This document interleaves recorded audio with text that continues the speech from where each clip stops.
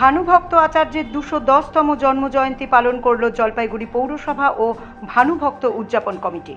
নেপালি ভাষার আদিকবি ভানুভক্তের ২১০তম জন্মজয়ন্তী পালন করল জলপাইগুড়ি পৌরসভা। এদিন রেসকোর্স পাড়ায় অবস্থিত ভানুভক্তের পূর্ণাবয়ব মূর্তিতে মাল্যদান করে তাকে স্মরণ করা হয়। উপস্থিত হয়েছিলেন পৌরসভার চেয়ারপারসন পাপিয়া পাল, কাউন্সিলর দীনেশ রাউত সহ ভানুভক্ত উদযাপন কমিটির সদস্যরা।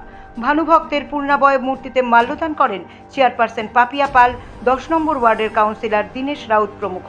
এরপরে বর্তমান সামাজিক প্রেক্ষাপটে নেপালি ভাষার আদিকবি ভানুভক্তের বিভিন্ন সৃষ্টির গুরুত্ব নিয়ে আলোচনা করেন বক্তারা।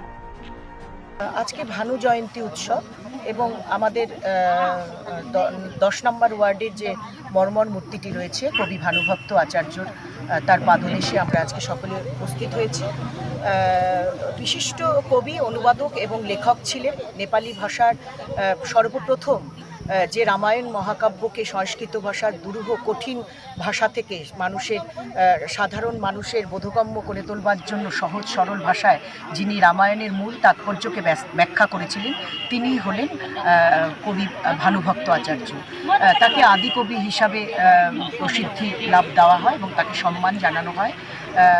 এটাই বলতে চাই যে আমাদের সরকারও সমস্ত ভাষাভাষীর উপর শ্রদ্ধাশীল এবং জাতি ধর্ম বর্ণ নির্বিশেষে আমরা যেমন সকল উৎসবে মিলিত হই, আজকে আমরা এই মর্মর মূর্তির পাদদেশে আমরা আবার সকলে একসঙ্গে মিলিত হয়েছি কবি ভানুভক্ত আচার্যের জন্মজয়ন্তী উৎসবকে ঘিরে।